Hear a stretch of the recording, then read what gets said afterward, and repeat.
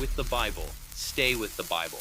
I am Mr. Batman, the Dark Knight of Logic, and we are making the kingdom great again by keeping the commandments of Yahweh and teaching others to do the same. Welcome back to BioLogos Academy. I am the Dark Knight of Logic. We have established that Yeshua of Nazareth perfectly passed the Deuteronomy 13 and 18 tests. We have established that the religious elite hated him not because he broke the Torah, but because he took a sledgehammer to their man-made fences.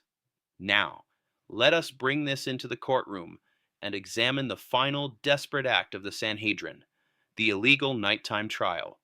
Read Matthew 26.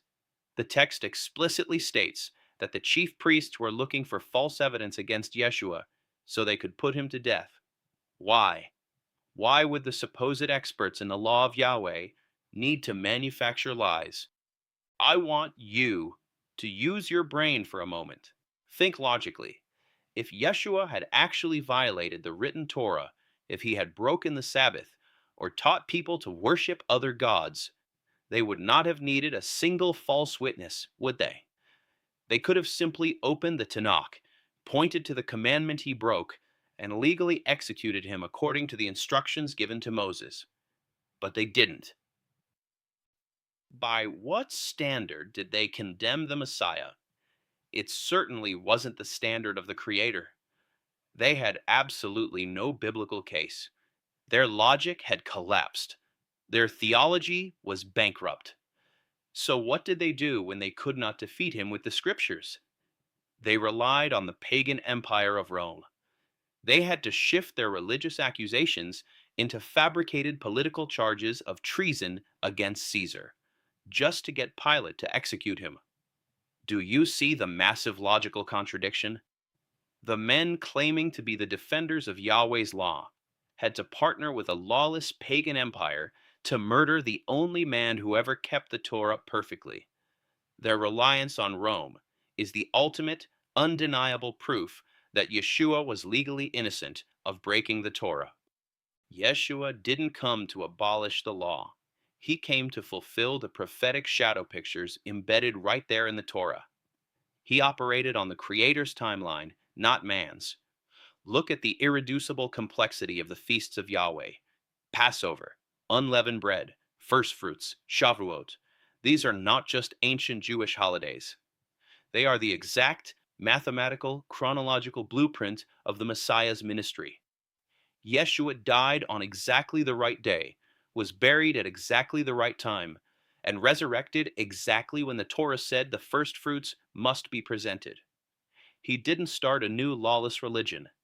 He demonstrated the perfect, staggering continuity of Yahweh's design. If you reject the Tanakh, you are entirely blind to the prophetic reality of who Yeshua actually is and what he actually accomplished. So, what happened after the resurrection? Did the apostles suddenly abandon the Torah? Did they start a new church that replaced Israel? Absolutely not. That replacement theology is a pagan, post-apostolic corruption that defies all biblical logic. Read the Brit Hadasha. Read the book of Acts. The early believers were known as the Way. They were a sect operating within the framework of the faith of Abraham, Isaac, and Jacob. They continued to keep the feasts. They continued to observe the Sabbath. They were fiercely loyal to the Torah.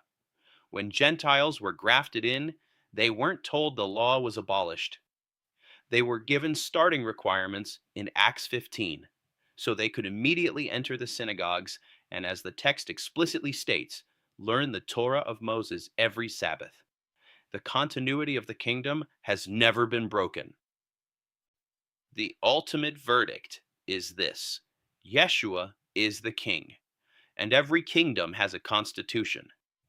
The constitution of Yahweh's kingdom is the Torah. It is eternal, it is valid, and it is the absolute standard for today.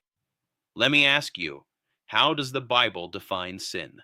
1 John 3:4 says sin is lawlessness. It is the rejection of the Torah. Many people today claim to know Yeshua, but they live in active, unrepentant rebellion against his Father's instructions.